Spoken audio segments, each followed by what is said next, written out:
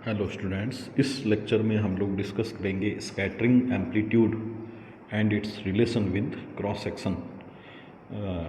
तो हम लोग ये डायग्राम देख पा रहे हैं। इस डायग्राम में अगर आप देखें तो ये वेक्टर जो है के नॉट वेक्टर, ये इंसिडेंट वेव से एसोसिएटेड वेक्टर है और इंसिडेंट वेव जो है वो इस डायरेक्शन में, जिसको हम लोग जेड डायरेक्शन बोल रहे हैं, इसमें इस डायरेक्शन में प्रोपोगेट कर रही है। और इंसिडेंट वेव प्लेन वेव है, यानी कि इसके जो वेव फ्रंट है वो प्लेन्स के द्वारा रिप्रेजेंट एक्स वाई प्लेन में ये एग्जिस्ट करेंगे वेव फ्रंट, क्योंकि ये जेड डायरेक्शन है। जेड डायरेक्शन के परपेंडिकुलर एक्स वाई प्लेन में ये प्लेन वेव फ्रंट जो है वो इंसिडेंट हो रहे हैं टारगेट पर। ये बीच में आप पॉइंट की फॉर्म में एक टारगेट हम लोग दिखा रहे हैं, तो ये टारगेट है,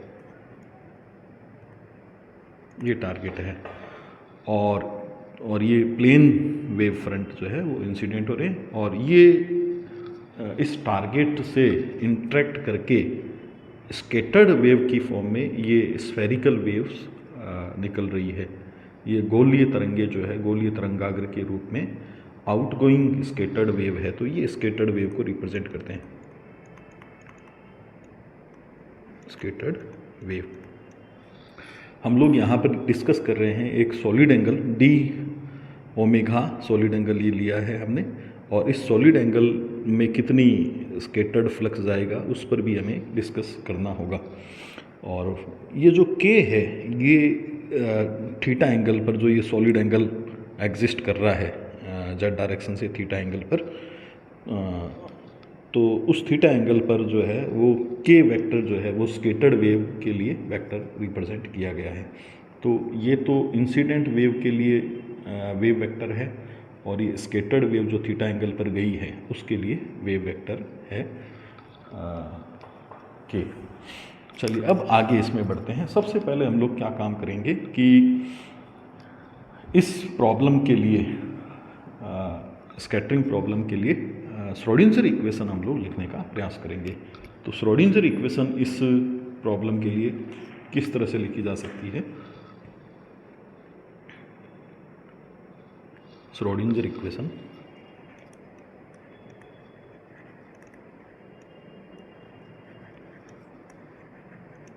फॉर स्कैटरिंग प्रॉब्लम।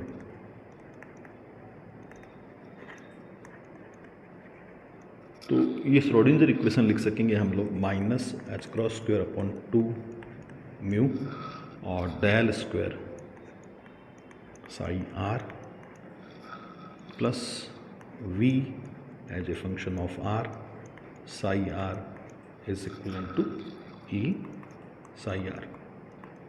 तो इस रूप में हम लोग जो है श्रोडिंगर इक्वेशन लिख सकेंगे स्कैटरिंग प्रॉब्लम के लिए। तो यहाँ पर साई आर जो है वो वेव फंक्शन को रिप्रेजेंट करता है, और अलग अलग कंडीशन में ये इंसिडेंट वेव या स्केटर्ड वेव के वेव फंक्शन को रिप्रेजेंट कर रहा होगा। वी आर जो है वो पोटेंशियल फील्ड को रिप्रेजेंट करता है, पोटेंशियल फंक्शन को रिप्रेजेंट करता है offered by the target. Target के कारण जो पोटेंशियल उत्पन्न हो रहा है उसको ये रिप्रेजेंट करता है वी आर। ई जो है वो इंसिडेंट पार्टिकल की एनर्जी को रिप्रेजेंट करती है, और म्यू रिड्यूस्ड मास है। म्यू जो है वो रिड्यूस्ड मास है, और ये रिड्यूस्ड मास होता है m1 m2 upon m1 plus m2, जहाँ m1 तो है इंसिडेंट मास का पार्टिकल जो आप गिरा रहे हैं उसका मास, और m2 जो है मास ऑफ टारगेट पार्टिकल। तो m1 आपतित कण का द्रव्यमान है और m2 जो है वो टारगेट पार्टिकल जो है उसका मास है, और ये म्यू रिड्यूस्ड मास इस तरह से लिखा जा सकेगा। ये इक्वेशन नंबर दे लेते हैं 2। अब ये जो इक्वेशन 1 है वो इक्वेशन, अगर हम लोग बात करें पोटेंशियल पर, पोटेंशियल फंक्शन पर डिपेंडेंस इसकी रहेगी, तो हम लोग ये मान लेते हैं कि let range of potential, range of potential, potential की रेंज कितनी मान लेते हैं? ए मान लेते हैं। यानी कि जब आर की वैल्यू ए के बराबर है या लेस देन है तब तो वी आर एग्जिस्ट करेगा। तब तो V R potential field exist करेगा, लेकिन जब आर ग्रेटर देन ए हो जाएगा तो पोटेंशियल फील्ड जो है वो वैनिश हो जाएगा, उस समय कोई पोटेंशियल रहेगा नहीं। तो इंसिडेंट वेव जो सफिशिएंट डिस्टेंस पर है टारगेट से, उसके लिए हम लोग श्रोडिंगर इक्वेशन कैसे लिख सकेंगे? तो यही इक्वेशन अपने को लिखनी है और वी आर को जीरो कर देना है, क्योंकि इंसिडेंट वेव के लिए काफ़ी दूरी पर है, दूरी पर है तो पोटेंशियल फील्ड वहाँ पर जीरो होगा। तो वी आर को जीरो करके और साई आर को मैं स्केटर्ड इंसिडेंट वेव का वेव फंक्शन लिख लूँगा, और ये इक्वेशन 1 जो है वो कैसे कन्वर्ट हो जाएगी देखिए। तो फॉर इंसिडेंट वेव के लिए श्रोडिंगर इक्वेशन, एस इक्वेशन मैं लिखूंगा इसको। श्रोडिंगर इक्वेशन किस तरह से लिख सकेंगे? ये लिख सकेंगे del square plus k naught square और phi incident is equal to 0 as a function of r है, यहाँ पे चलो आर और लिख देते हैं, as a function of r is equal to 0। तो ये इस तरह से हम लोग लिख सकेंगे, और ये इक्वेशन 1 से ही प्राप्त की गई है। इक्वेशन 1 में वी आर को 0 रखकर ये प्राप्त की गई है, वेयर के नॉट स्क्वायर जो है वो है 2 mu E upon H cross square. ये के नॉट स्क्वायर है जो कि वेव वेक्टर कहलाता है। के नॉट क्या कहलाता है? Wave vector of incident wave.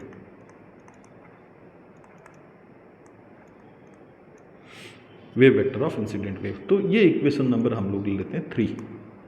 ये इक्वेशन 3 है और ये इंसिडेंट वेव के लिए इक्वेशन है। इस इक्वेशन का सॉल्यूशन अगर हम लोग लिखें, सॉल्यूशन ऑफ इक्वेशन 3, तो वो लिखा जा सकेगा आपके phi incident as a function of r is equal to a e to the power iota k naught r. तो इस फॉर्म में जो है हम लोग लिख सकेंगे सॉल्यूशन ऑफ इक्वेशन 3। और ये सॉल्यूशन क्या रिप्रेजेंट करता है? ये सॉल्यूशन रिप्रेजेंट करता है इंसिडेंट वेव का वेव फंक्शन, ये रिप्रेजेंट करता है wave function of incident wave, ये रिप्रेजेंट करता है। इसको मैंने इक्वेशन नंबर दे दिया 4। अब इसी के बेस पर हम लोग जो स्केटर्ड वेव है, जो गोलीय तरंग है, स्फेरिकल वेव है, स्फेरिकल आउटगोइंग वेव है, वो हम लोग लिख सकते हैं। उसकी इक्वेशन हम लोग डायरेक्ट लिखना चाहेंगे। वापस हम लोग फर्स्ट डायग्राम पर चलते हैं। तो इसमें आप देखिए कि ये स्केटर्ड आउटगोइंग वेव्स के वेव फ्रंट है, स्फेयर के रूप में हमने इनको बना रखा है। तो ये बाहर की ओर स्केटर्ड वेव है, हर पॉसिबल डायरेक्शन में ये स्केटर होती है। तो इसके लिए हम लोग वेव फंक्शन किस तरह से लिख सकेंगे वो बात करना चाहेंगे यहाँ पे। तो क्या लिखना चाह रहे हैं? Wave function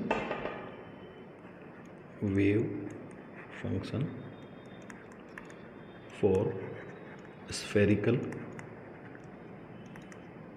scattered wave. तो उसके लिए वेव फंक्शन हम लोग लिख सकेंगे psi scattered as a function of r, और ये लिख सकेंगे ए और एफ थीटा फाई और ई टू द पावर आयोटा के डॉट आर और अपॉन में आर। तो ये गोलीय तरंग का समीकरण है। आप देख सकते हैं कि अपॉन में आर है, यानी कि आर डिस्टेंस जैसे जैसे बढ़ेगी वैसे वैसे एम्पलीट्यूड जो है वो घटता चला जाएगा, और इंटेंसिटी जो होती है वो इन्वर्सली प्रोपोर्शनल होती है आर स्क्वायर के। तो एम्पलीट्यूड जो है वो आर के इन्वर्सली प्रोपोर्शनल होगा, इसलिए यहाँ पर डिनोमिनेटर में आर टर्म आ रही है। तो ये स्फेरिकल वेव को, स्फेरिकल आउटगोइंग वेव को रिप्रेजेंट करने वाली इक्वेशन है। इसमें ये जो फैक्टर है एफ थीटा फाई, इसको हम लोग बोलते हैं स्कैटरिंग एम्पलीट्यूड। स्कैटरिंग एम्पलीट्यूड, और हम लोग इसका रिलेशन निकालेंगे डिफरेंशियल क्रॉस सेक्शन के साथ, इसका रिलेशन निकालेंगे। तो ये जो इक्वेशन अपने पास आई है, इक्वेशन नंबर जिसको मैं 5th कह रहा हूँ, ये तो स्केटर्ड वेव का वेव फंक्शन है, और इक्वेशन नंबर जो 4 है वो इंसिडेंट वेव का वेव फंक्शन है।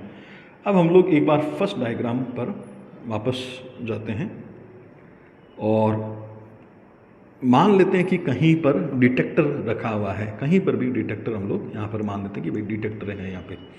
तो डिटेक्टर में इंसिडेंट वेव भी पहुँचती है और स्कैटर्ड वेव भी पहुँचती है डिटेक्टर में। तो डिटेक्टर जो डिटेक्ट करता है वो सुपरपोजिशन डिटेक्ट करता है इंसिडेंट वेव का और स्कैटर्ड वेव का। डिटेक्टर में इंसिडेंट वेव और स्कैटर्ड वेव का सुपरपोजिशन डिटेक्ट होता है। तो रिजल्टेंट वेव जो डिटेक्टर में पहुंचेगी उसका इक्वेशन किस तरह से हम लोग लिख सकेंगे। तो देखिए आप लोग, wave function for resultant wave. Resultant wave का वेव फंक्शन हम लोग लिख सकेंगे साई आर से, इसको लिखेंगे। और डिटेक्टर में इंसिडेंट प्लेन वेव भी पहुंचती है और स्कैटर्ड स्फेरिकल वेव भी पहुंचती है, दोनों वेव पहुंचती है। तो इनका लीनियर सुपरपोजिशन जो है वो रिजल्टेंट वेव को रिप्रेजेंट करेगा जो डिटेक्टर में पहुंचती है। और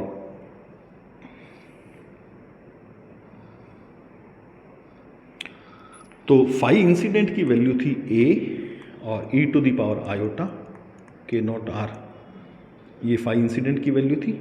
और फाई स्कैटर्ड की वैल्यू में भी a था, a को अगर मैं कॉमन लेना चाहूँ तो ये आपके पास जाएगा, बाकी बचेगा f थीटा फाई और e to the power iota k r और अपॉन आर। ये रिजल्टेंट वेव का इक्वेशन हम लोग लिख सकेंगे जो आगे हमारे काम आने वाला है। इक्वेशन नंबर हम लोग इसको दे सकेंगे 6th, ये इक्वेशन नंबर हम लोग 6th दे सकेंगे। अब हम लोग बात करते हैं कि इंसिडेंट वेव का फ्लक्स और स्कैटर्ड वेव का फ्लक्स कितना है। फ्लक्स जिसको करंट डेंसिटी भी बोल सकते हैं, current density of incident wave. Incident wave की करंट डेंसिटी हम लोग लिख सकेंगे जे इंसिडेंट। और करंट डेंसिटी का फॉर्मूला जो है वो हम लोग क्वांटम मैकेनिक्स से लेकर आ सकेंगे और ये फॉर्मूला होता है iota h cross upon 2 mu और phi incident del phi incident star minus phi incident star और डेल फाई इंसिडेंट। तो ये करंट डेंसिटी का फॉर्मूला है जो कि इंसिडेंट फ्लक्स को रिप्रेजेंट करेगा। इंसिडेंट फ्लक्स का मतलब number of incident particle per unit area per unit time. अब हम लोग फाई इंसिडेंट की वैल्यू पुट कर दें। फाई इंसिडेंट की वैल्यू मैं आपको वापस याद दिला देता हूँ। फाई इंसिडेंट की वैल्यू थी a e to the power iota k naught r. ये वैल्यू पुट कर दें इस इक्वेशन में तो जे इंसिडेंट अपने को प्राप्त हो जाएगा मॉड ऑफ ए का स्क्वायर और एच क्रॉस के नॉट अपॉन म्यू। ये अपने को प्राप्त हो जाएगा जे इंसिडेंट वेव का फ्लक्स प्राप्त हो जाएगा। और इसी तरह से स्कैटर्ड वेव का फ्लक्स भी प्राप्त कर सकते हैं। तो स्कैटर्ड वेव का फ्लक्स प्राप्त करने के लिए फ्लक्स ऑफ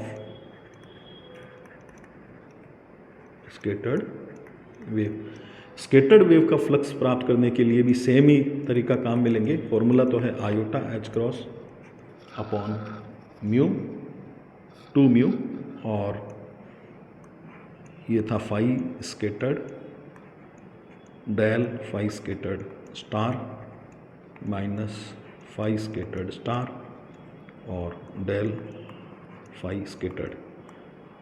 और फाई स्कैटर्ड की वैल्यू पुट कर दें इस इक्वेशन में। फाई स्कैटर्ड की वैल्यू मैं आपको वापस याद दिलाता हूँ। ये था a f थीटा फाई और e to the power iota k dot r और अपॉन में r।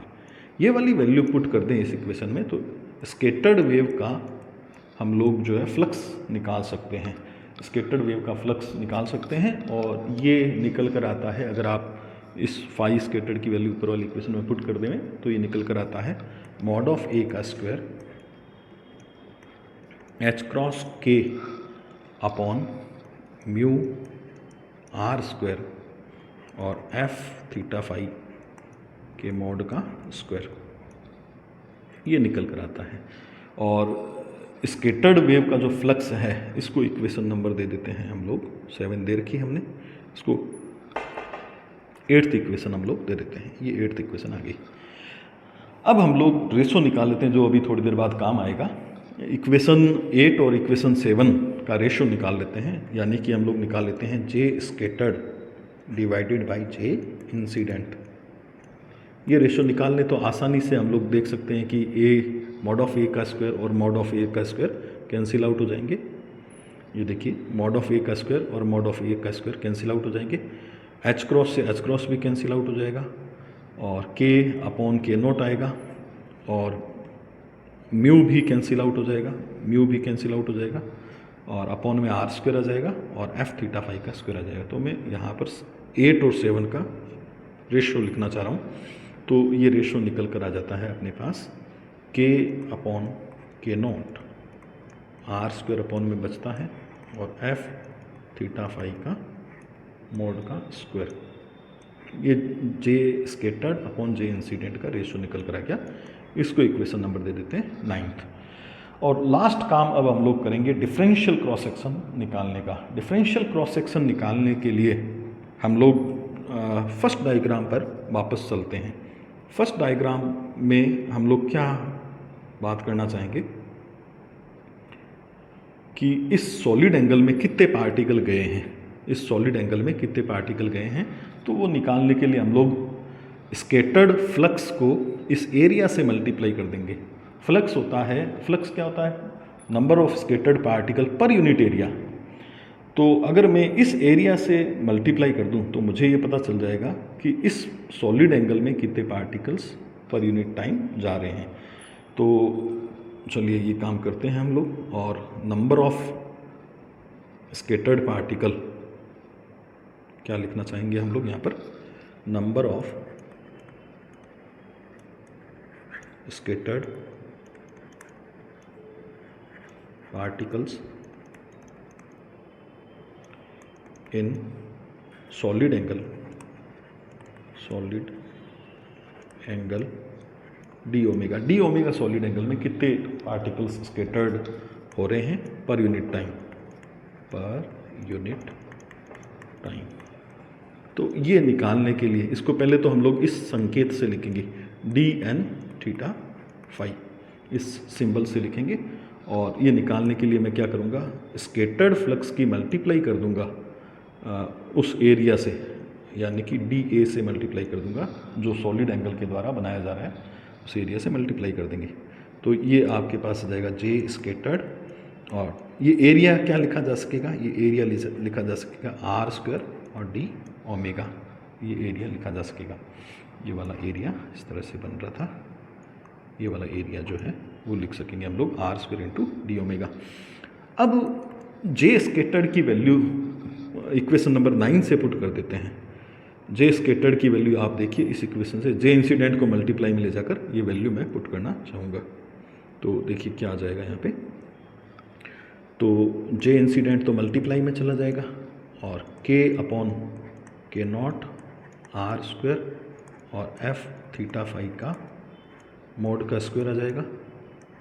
ये मैंने जे स्कैटर्ड की वैल्यू पुट कर दी है, और इनटू में पड़ा है अपने पास आर स्क्वायर भी पड़ा है और डी ओमेगा भी पड़ा है, ये पड़ा है। आर स्क्वायर से आर स्क्वायर यहाँ पर कैंसिल आउट हो जाएगा, और जे इंसिडेंट को और डी ओमेगा को मैं भेज दूंगा उस तरफ, वो अपॉन में चले जाएंगे। तो अपने पास आएगा d n theta phi, upon में चला जाएगा जे इंसिडेंट और आर स्क्वायर तो क्या कैंसिल आउट हो गया था, डी ओमेगा। तो ये अपॉन में भेज दिए उधर, और इधर क्या क्या बच गया, इधर एक तो देखो के अपॉन के नोट बच गया, के अपॉन के नोट बच गया, और एफ थीटा फाई के मॉड का स्क्वायर यहाँ पर बच गया। अब आप याद करिए कि number of scattered particle divided by incident flux as well as divided by per unit solid angle, ये डेफिनेशन थी डिफरेंशियल क्रॉस सेक्शन की। ये डिफरेंशियल क्रॉस सेक्शन होता है, लेफ्ट हैंड साइड में जो क्वांटिटी है वो फर्स्ट ही लेक्चर में हमने डिस्कस किया था। ये डिफरेंशियल क्रॉस सेक्शन होता है और इसको हम लोग रिप्रेजेंट करते हैं d sigma theta phi upon d omega, इससे हम लोग इसको रिप्रेजेंट करते हैं। और ये डिफरेंशियल क्रॉस सेक्शन होता है। ये लेफ्ट हैंड साइड वाली क्वांटिटी जो है इसको DCS हम लोग लिख सकते हैं, डिफरेंशियल क्रॉस सेक्शन। और ये कितना निकल कर आता है, ये निकल कर आता है K अपॉन K नॉट और F थीटा फाई के मॉड का स्क्वायर, F थीटा फाई के मॉड का स्क्वायर ये निकल कर आता है। और अगर स्कैटरिंग इलास्टिक हो, फॉर इलास्टिक स्कैटरिंग, जो कि बहुत छोटे पार्टिकल्स में इलास्टिक स्कैटरिंग ही होती है, तो इलास्टिक स्कैटरिंग हो तो K और K नॉट बराबर होंगे, मोमेंटम कंजर्वेशन जो है वो लागू होगा और एनर्जी कंजर्वेशन लागू होगा, उस कारण से K और K नॉट बराबर होंगे। तो उस समय फिर डिफरेंशियल क्रॉस सेक्शन जो है यानी कि D sigma upon d omega की वैल्यू अपने पास आ जाएगी। K से K नॉट कैंसिल आउट हो जाएगा, बराबर होगा तो, और ये आ जाएगा F थीटा फाई के मॉड का स्क्वायर। तो ये फाइनल रिजल्ट हमारे पास निकल कर आता है और ये रिलेशन है डिफरेंशियल क्रॉस सेक्शन में और स्कैटरिंग एम्पलीट्यूड में। इस रिलेशन का उपयोग हम लोग डिफरेंशियल क्रॉस सेक्शन निकालने के लिए करेंगे और उसके बाद टोटल क्रॉस सेक्शन भी निकाल सकेंगे। तो इस लेक्चर में हम लोग इतना करते हैं, नेक्स्ट लेक्चर में कंटिन्यू करेंगे। Thank you.